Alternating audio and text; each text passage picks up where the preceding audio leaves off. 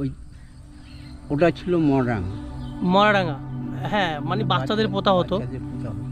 দূরে থেকে দেখতে পাচ্ছি যে আলো জ্বলছে, এসে দেখছি দাবাস দাবাস দাবাস দাবাস করে জ্বলছে।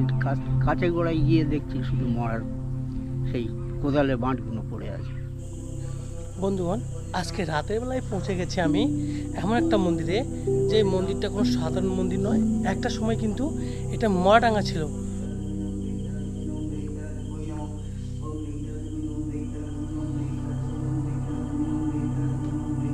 যে দেখ ভাই এইগুলো সেগুলো আমার ক্ষেত্রে ঘটে রাত্রে, মানে আমি তো একাই এখানে পুজো টুজো করি এই জঙ্গলের মধ্যে, তাহলে কিছু দেখা যায়।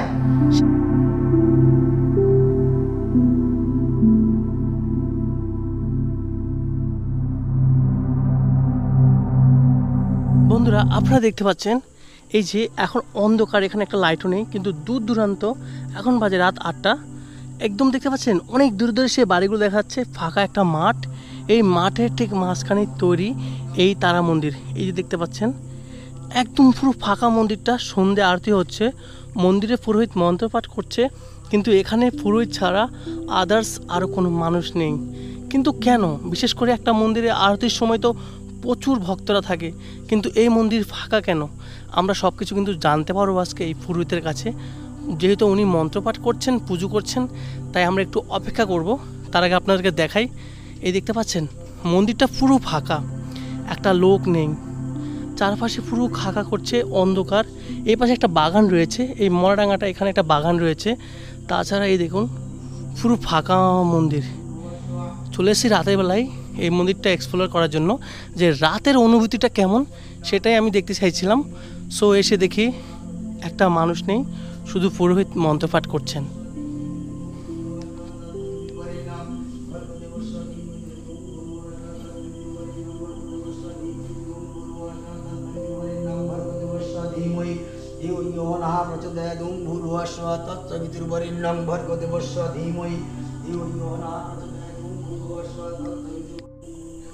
বন্ধুগণ, আজকে রাতের বেলায় পৌঁছে গেছি আমি এমন একটা মন্দিরে, যে মন্দিরটা কোনো সাধারণ মন্দির নয়। একটা সময় কিন্তু এটা মরাডাঙ্গা ছিল। বাচ্চা থেকে শুরু করে গরু থেকে শুরু করে যা কিছু এখানে মারা যেত আগে, বিশেষ করে বাচ্চাদেরকে এখানে পোতা হতো। এই মরাডাঙ্গা থেকে কিভাবে এখানে মন্দির হলো, আর এখানের অলৌকিক যে ঘটনাগুলো ঘটে অনেক মানুষই দেখেছে, আর অনেক প্রমাণ আমি শুনেছি। তাই আজকে রাতে আমি চলে এসেছি এই মন্দির তোমাদেরকে এক্সপ্লোর করার জন্য। তো ফাইনালি আমি পৌঁছে দেখি মন্দিরে পুরোহিত এখানে মন্ত্রপাঠ করছে। মন্দিরটা তোমাদেরকে দেখাচ্ছি পুরো ফাঁকা, এখানে একটা মানুষজন নেই, শুধু পুরোহিত আছে, উনি মন্ত্রপাঠ করছেন। আজকে ওনার কাছ থেকে আমরা ঘটনাটা শুনবো, এই মরাডাঙ্গা থেকে কিভাবে তারামায়ের মন্দির এখানে উপস্থাপনা বা তৈরি হলো। চলুন ভিডিওটা দেখতে থাকুন।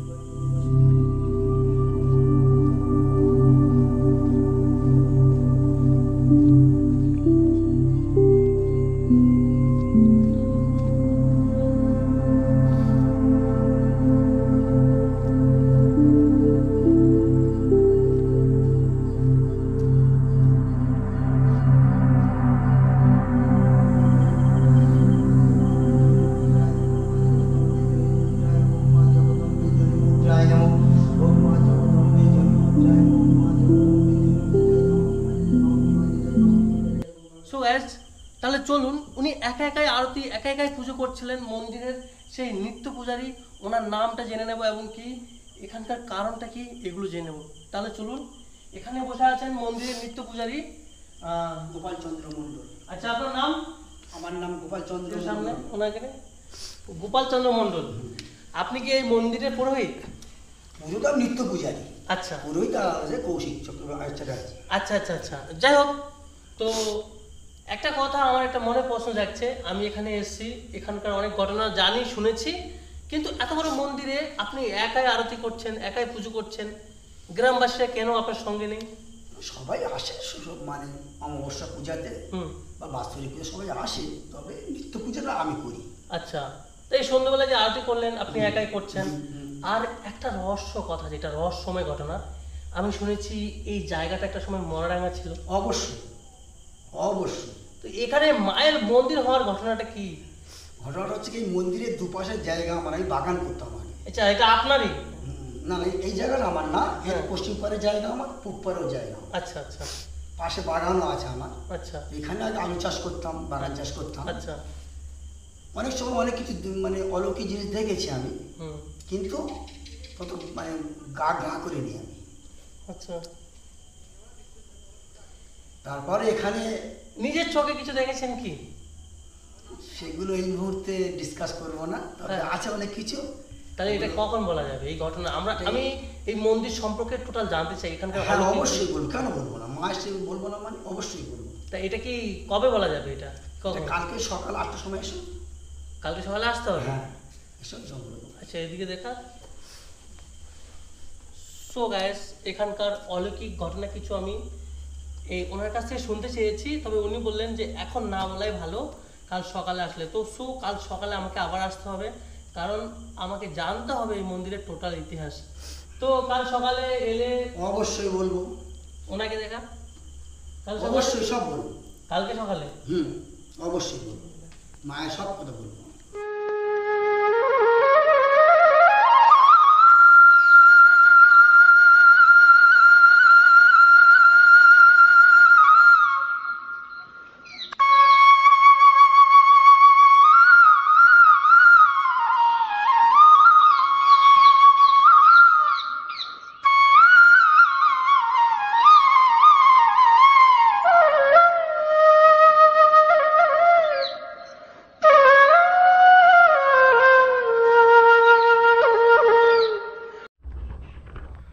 সো গাইস, ওই দেখতে পাচ্ছ ওখানে কিন্তু তারা মন্দিরটা, আর এখানে আমরা এখানকারই গ্রামবাসীর সাথে কথা বলবো।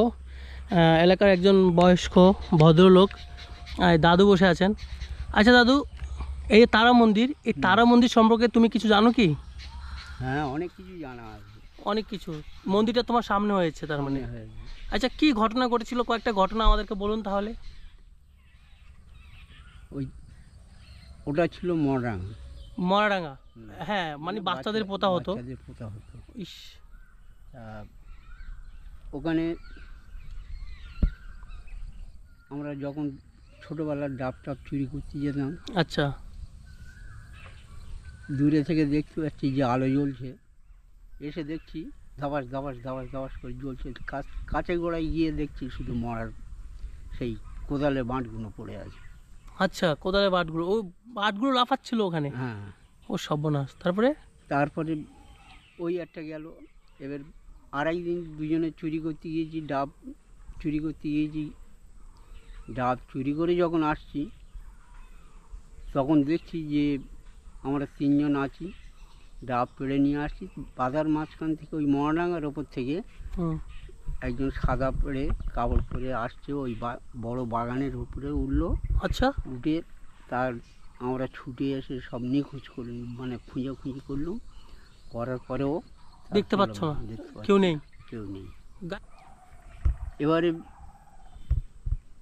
যখন খোঁজাখুঁজি করার পরে ওরা বলছে যে এই কোনো জায়গায় লুকিয়ে আছে। আমি দেখ সব জায়গায় খুঁজে সে অদৃশ্য হয়ে গেছে। অদৃশ্য হয়ে যাওয়ার পরে ওখানে একটা তিথিতে একটা হাওয়া আসে। আচ্ছা। সেই তিথির মুখে থেকে যে পড়ে, হ্যাঁ, তাকে সেই আকর্ষণে ধরে নেয়। টেনে আচ্ছা। নেয়। যেমন আমার বড়দার ছেলে পুলক, ওখান থেকে ঘুরে এসে সে গলা জড়িয়ে দিল। ইস সর্বনাশ। রঞ্জন বলে একটা ছেলে পাড়ার, হ্যাঁ। সে গভীর রাত্রে ওখানে গিয়েছিল নেশা ভাঙ করে, হুম। এসে ঘুরে এসে পুকুরের জলে ডুবে মারা গেল। ইস সর্বনাশ। এরকম অনেক কিছু। আচ্ছা, অনেক ঘটনাই ঘটেছে। ঘটনা ঘটে যাক, আশপাশে। লাস্ট ওর এই মরাডাঙ্গার উপরে এই মন্দিরটা স্থাপনা হয়েছে। হ্যাঁ, তারপর থেকে কিছুটা কমেছে কিনা এখনো কিছু দেখা যাচ্ছে? কিছুটা কমেছে, কিন্তু সেই তিথিটা হ্যাঁ। কেউ জানতে পারে না। এখন ওই জায়গাটা ওরকম আছে। হ্যাঁ, আছে। মন্দিরটা ঠিক ওমিওলা গার্লস স্কুলের পিছনে অবস্থিত। ওমিওলা গার্লস স্কুল থেকে 5 মিনিট হেঁটে এলেই দেখতে পাচ্ছেন এই যে মন্দির। খুব সুন্দর একটা মন্দির। দূর মাঠে কোথাও কোনো কোলাহল নেই, একদম শান্ত পরিবেশ। তবে যতটা শান্ত পরিবেশের মন্দিরটা, এই জায়গাটা তত শান্ত ছিল না। এই জায়গা নিয়ে অনেক কথা আছে, এখানে নাকি অনেকে অনেক কিছু দেখেছে, বাট সত্যিটা আমরা এই এলাকার গ্রামবাসী বা লোকাল মানুষের কাছ থেকে প্রতিটা হিস্ট্রি জানবো যে অ্যাকচুয়ালি সত্যি ঘটনাটা কি, এমনকি মন্দিরের যে পুরোহিত আছে পুরোহিতের কাছ থেকেও আমরা জানবো। এই যে দেখতে পাচ্ছেন, এই যে এদিকে এটা ওমেলা স্কুল দেখা যাচ্ছে, আর এই কোনটা হলো চাম্পাহাটি। এই চাম্পাহাটি থেকে আপনি ওমেলা গার্লস স্কুলের কাছে এসে আর পাশ থেকে রাস্তা ধরে ভিতরে এলে কিন্তু আপনি এই তারা মায়ের মন্দির আপনি দর্শন করতে পারবেন। বন্ধুগণ, ওই যে দেখতে পাচ্ছেন তারা মায়ের মন্দির, ওই যে ওটা ঠিক পাশেই এখানে একটা কি সুন্দর বাগান রয়েছে। এটাই মন্দিরের নিত্য পূজারী যিনি, ওনার জায়গা, ওনারই বাগান। এখানে উনি ফুল চাষ করেছেন শুধু একমাত্র মন্দিরে পুজো দেওয়ার জন্য। তো ফাইনালি সকাল হয়েছে, আমি এতক্ষণ অপেক্ষার পরে ওনাকে দেখতে পেলাম। এই তো, কি করছেন আপনি? এই ঠাকুরের পূজা করবো, ফুল আচ্ছা। তুলছি। আর আমি কতক্ষণ ধরে অপেক্ষা করছি মন্দিরে। আচ্ছা ঠিক। ফুল ছেঁড়া হয়েছে? হ্যাঁ এখন সব তুলছি। কি তুলছেন? এই ফুল তুলছি সবে। ও এসো এসো এসো এসো এসো। বন্ধুগণ, এই দেখুন জবা গাছ, কি সুন্দর জবা ফুল ফুটে আছে গাছের ভিতরে। উনি শুধু মন্দিরে পুজো দেওয়ার জন্য এই জবা গাছ এখানে রোপণ করেছে, তাই তো? হ্যাঁ। এই দেখতে পাচ্ছেন, ওই যে ওখানে একটা জবা গাছ আছে, কি সুন্দর। এই যে ওনার পুকুর, এখানে পুকুরে আবার পদ্ম ফুল ফুটে আছে। ওই মন্দির দেখা যাচ্ছে গাছপালার মধ্যে দিয়ে। হ্যাঁ, আর এই যে কত সুন্দর ফুল ফুটে আছে। বাগানটা খুব সুন্দর। এবং মাঠের মাঝখানে। মাঠের মাঝখানে মাঠের মাঝখানে। বাগানটা তোমার? হ্যাঁ আমার। এই জায়গাটা আশেপাশে এটা? হ্যাঁ মোটামুটি আমার এখানে 3 ভাগ জায়গা আমাদের। ও হো, খুব ভালো তাহলে। তো এই এটা কি চাষ করেছেন? এটা ওলকপি। আগে আগে এখন মানে গরম পড়ে গেছে, হ্যাঁ। আর ভালো নেই। আচ্ছা হ্যাঁ ওই মোটামুটি খাওয়া যাবে। আচ্ছা। খাওয়া যাবে এখনো, নরম আছে কিছু কিছু। তো মন্দিরের হিস্ট্রিটা আমরা জানতে পারবো কি? অবশ্যই, কেন নয়। তাহলে ওটা মন্দিরে জানা যাক গিয়ে। হ্যাঁ ওটা মন্দিরে গিয়ে আমি রক্তবস্ত্র পরি, হ্যাঁ, পরে ওখানে জানাবো। তা আসুন তাহলে। হ্যাঁ চলো। ওকে। সো গাইস, কালকে রাতে এসে আমি তো ফিরে গেলাম, তবে আজকে আবার এসেছি। এই মন্দিরের যে অদ্ভুত ঘটনাগুলো বা যেই জিনিস আমরা শুনেছি বা যে ঘটনা আমরা শুনেছি, এগুলো আমরা মন্দির পুরোহিতের কাছ থেকে শুনে নেব। চলুন উনি কি বলে। দাদু, সর্বপ্রথম এই মন্দিরটা কিভাবে হলো, এই ইতিহাসটা আমাদেরকে বলো। সে তো ভাই অনেক বড় ইতিহাস। হ্যাঁ, যতটুকু শর্ট করে বলো। হ্যাঁ বলছি। হ্যাঁ। আজ থেকে প্রায় 22-23 বছর আগে বা 25 বছর হবে। হ্যাঁ। ধরো 2000 সাল নাগাদ। হ্যাঁ। আমার এই জমিটা দেখুন। হ্যাঁ, এই যে এটা। এই জমিটা আমি বাগান করতাম, আলু চাষ করতাম। আচ্ছা। এইখানে আলু চাষ করতে করতে করতে করতে একদিন এখানে বসে আছি, তখন এখানে জঙ্গলে ভরা ছিল। আচ্ছা। জঙ্গলে দেখো চারিদিকে। হ্যাঁ। জঙ্গল চারিদিকে ভর্তি, দেখো চারিদিকে আচ্ছা। জঙ্গল।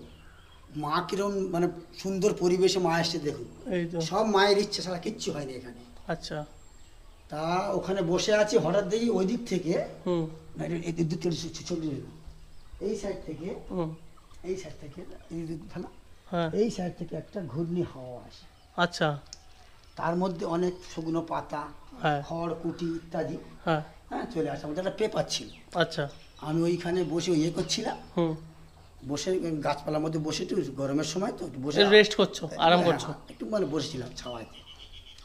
তো ওই ওই ওর মধ্যে একটা পেপার ছিল। আচ্ছা। ওই পেপারটা এসে কাছে বসে পড়েছে, হাওয়াটা এসে আমার কাছে থেমে গেছে। আচ্ছা। তারপর দেখছি কি একটা পেপার, তা পেপারটা নিয়ে পড়ছি, দেখছি পাতা উল্টাচ্ছি, দেখছি একটার পারে পুরো একটা মা তারার ছবি। ও আচ্ছা। তা বললাম মাকে, মা আমার তো স্বাদ আছে, স্বাদ দিয়ে কুলোবে না, তা তুমি কোথায় থাকবে দেখাও। ওই মা দেখে দিয়েছি কোথায় আছে মা। এখানে কিভাবে দেখালো? হ্যাঁ এই যে এখানে ওই যে মন্দিরটা হাওয়ায় উড়ে এসে ওখানে ফের থেমে গেল। ওই পাতাটা, ওই খবরের কাগজটা, ওইটা হাওয়ায় উড়ে এসে এখানে থেমেছে। এখানে থেমে গেল। ও তারপর একটা নেশাখোর ভাই এলো, রবীন মণ্ডল, ওই এলো। ওকে বললাম যে, ও বলছে দাদা এখানে একটা কালী মন্দির করা, কারণ আমার তো ইচ্ছে তাই ভাই, তাহলে কি করা যায় বল। তা বলছে ঠিক আছে, তুমি কিছু টাকা পয়সা দাও, কিছু বাঁশ কেনা হোক। আমরা এই এলাকায় বহু বাঁশ ঝাড়ে গিয়েছি, বহু বাঁশ ঝাড়ে। আচ্ছা। গিয়ে সেখানে লোকের কাছে চেয়ে 80খানা বাঁশ জোগাড় করি। 80খানা। সেই বাঁশ নিয়ে এখানে ওই খড়ের চাল আর খুঁটি দিয়ে মাকে তৈরি করা। সেই যে কাগজটা এসেছিল হ্যাঁ। ওই কাগজটা ভালো করে পিন সেটে দিয়ে আমি ওখানে পূজা করতাম। ও এই মাঠ ভেঙে ভেঙে আসতাম, দেখাবে দিকে এই মাঠ ভেঙে, এই যে বড় বাগান দেখছেন, বাগানের ভেতর দিয়ে আমি আসি, আমার ওই বাগানের ওপারে আমার বাড়ি। আচ্ছা ওখান দিয়ে আসতাম, এসে মাকে পুজো করতাম। আচ্ছা। তারপর আস্তে আস্তে সবাই দেখলো, সবাই এলো, সবার দয়াতে এই মন্দিরটা আজ এই জায়গায় দাঁড়িয়েছে। ও দারুণ ইতিহাস। আচ্ছা দাদু, এই মন্দিরের নিয়ে যে ঘটনাগুলো শোনা যায়, এখানে কি কিছু অশুভ শক্তি বা অলৌকিক ঘটনা ঘটেছে, এর ব্যাপারে কি বলতে চাইছে? অশুভ শক্তি বলতে কিছু কিছু অলৌকিক ঘটনা মাঝে মাঝে আসে, দেখা যায়। আচ্ছা। সুতরাং আমি তো আর সরাসরি ধরে দেখাতে পারবো না। আচ্ছা। যে দেখো ভাই এইগুলো, সেগুলো আমার ক্ষেত্রে ঘটে। রাত্রেবেলা আমি তো একাই এখানে পুজো টুজা করি এই জঙ্গলের মধ্যে, তাহলে কিছু দেখা যায় সেগুলো এখানে মানে ছোট ছোট কয়েকটা ঘটনা বলছি। একদিন আমি মন্ত্র বলছি, দেখছি কি মানে পিছন থেকে যেন মনে করে একজনের মন্ত্র বলছে। আচ্ছা। বা অনেক সময় দেখা গেলো বিষাক্ত বড় পেঁচার ডাক, ভয়ঙ্কর ডাক। আচ্ছা। বা অনেকে খুব আওয়াজ টাওয়াজ হয়। হ্যাঁ। আমি তো মায়ের পুজো ছেড়ে উঠতে পারবো না, দেখতে পারবো না। আরেকদিন দেখছি কি লোডশেডিং হয়ে গেছে এখানে। দেখছি কি এখানে তো আগে সব বাচ্চা মানে পোতা হতো, এটা শ্মশান। তো মা তো শ্মশানের দেবী, মা শ্মশানে থাকতে ভালোবাসেন। তো সব মায়ের ইচ্ছাতেই সব কিছু ঘটে এখানে। দেখলাম কি যে কতগুলো যেন বাচ্চা আমার পিছনে দাঁড়িয়ে আছে। আচ্ছা। হ্যাঁ দেখলাম। এটা মহাডাঙ্গা ছিল, এই ব্যাপারে কিছু বললেন না আপনি? হ্যাঁ, এটা তো ওখানে 500 বছরের আগে পুরোনো মহাডাঙ্গা, সেটা ছাড়ো। হ্যাঁ, সেই তাতেই এটা অন্যজন করা হস্তক্ষেপ করার চেষ্টা করেছিল। তার আগে আমি এখানে এটা একটা মন্দির করে দিয়েছি। মানে আমি নিজের নিয়ে নয়, সবাই মিলে মিলে করেছি। তবে এর মেন উদ্যোক্তা হচ্ছে মা আমাকে দায়িত্ব দিয়েছে। যাক, খুব আমি নিজে মুখে বলবো, অহংকার হয়ে যাবে না। আচ্ছা আচ্ছা, ওই যে বললেন যে বাচ্চাগুলো কান্নাকাটি করছে, এটা কিভাবে দেখলেন? দেখেছেন নাকি অনুভব করেছেন? অনুভব করেছি যে কতগুলো বাচ্চা খাচ্ছে। বাচ্চাগুলো কোথায় পোতা হতো আগে? হ্যাঁ, বাচ্চাগুলো কোথায় পোতা হতো? মহাডাঙ্গার কোথায়? এই মন্দির সংলগ্ন সব জায়গায়। এটাই এখানে বাচ্চা পোতা হতো, আর এর উপরেই মন্দির তৈরি। এর উপরেই মন্দির। ও, এটা অদ্ভুত ঘটনা। হ্যাঁ, অনেকে আমার খারাপ কথাও বলে, যখন প্রথমে এই খড়ের চাল খুঁটি দিয়ে করে অনেকে খারাপ কথাও বলেছিল। হ্যাঁ, আমি কোনো দিকে কান করিনি। আচ্ছা। আমার একবার জেদ ছিল, আমি মন্দির এখানে যে করেই হোক করেই ছাড়বো। সবাই এসছে, সবাই সাহায্য করেছে, সবার কাছে আমি কৃতজ্ঞ, অবশ্যই কৃতজ্ঞ। কিন্তু আজকে আমি মাকে নিয়ে আসতে পেরেছি, আমার সব থেকে বড় হচ্ছে গিয়ে আনন্দ এটাই। তো অনেক কিছু জানতে পারলাম। আর এই মন্দিরে যদি বাইরে থেকে কেউ আসতে চায়, সে কিভাবে আসবে, তার ঠিকানাটা দিয়ে দিন। শোনুন, এই রায়ের এই 3-4 দিকে রাস্তা। যদি কলকাতা থেকে কেউ আসে, সরাসরি ওখান থেকে ট্রেন থেকে চাম্পাটিতে নামবেন। চাম্পাটি থেকে নিয়ে ওইবারে ওখান থেকে নেমে হেঁটে আসতে হবে। ওইবারে ওখান থেকে দেখা যাবে, পুরো মন্দির চূড়া দেখা যাবে। কলকাতা থেকে যদি আসে, তাহলে শিয়ালদা থেকে ক্যানিং লোকাল ধরবে। ক্যানিং লোকাল ধরে চাম্পাহাটি নামবে। চাম্পাহাটি থেকে নেমে অটোওয়ালাকে বলতে হবে যে আমি অমিওলা স্কুলের কাছে যাবো। ওখান থেকে সোজা, ওখান থেকে অমিওলা স্কুলের পাশ থেকে রাস্তা ধরে হেঁটে পিছনে আসতে পারবে। অলৌকিক এই মন্দির, তাহলে অনেক ঘটনা ঘটেছে নিশ্চয়ই আছে এই মন্দিরটা। কিছু কিছু সাক্ষী আমি। জাগ্রত মন্দির অবশ্যই। অবশ্যই তো আছেই। এখন সব তো নিজের মুখে বলা যায় না, সম্ভব না। তো থ্যাংক ইউ। অনেকটুকু জানি মা এখন জাগ্রত, এই ফাঁকা নিরিবিলি জায়গা আমার মা জাগ্রত। তো অনেক কিছু বললেন, তাহলে আজকের জন্য বিদায় নিচ্ছি। আবার পরে একদিন দেখা হবে। তাহলে থ্যাংক ইউ ভেরি মাচ, ভালো থাকবেন। বন্ধুগণ, আপনারা দেখতে পেয়েছেন এই মন্দিরটার অলৌকিক হিস্ট্রি, তাই না? একটা সময় এটা মরাডাঙ্গা ছিল, এখানে বাচ্চাদের পোতা হতো, বাচ্চা মারা গেলে এখানে বাচ্চাদের দাফন করা হতো, পোতা হতো। সেখান থেকেই এর উপরে কিন্তু এই মন্দিরটা তৈরি। তো ভিডিওটা কেমন লেগেছে অবশ্যই আপনারা কমেন্ট বক্সে জানাবেন। লাইক, শেয়ার, সাবস্ক্রাইব করে পাশে থাকবেন। এবং কি দেখা হচ্ছে পরবর্তী কোনো একটা নেক্সট নতুন ব্লগ নিয়ে আপনাদের সাথে। সবাই ভালো থাকবেন। Tata, by. শ্যামা মা কি আমার কালো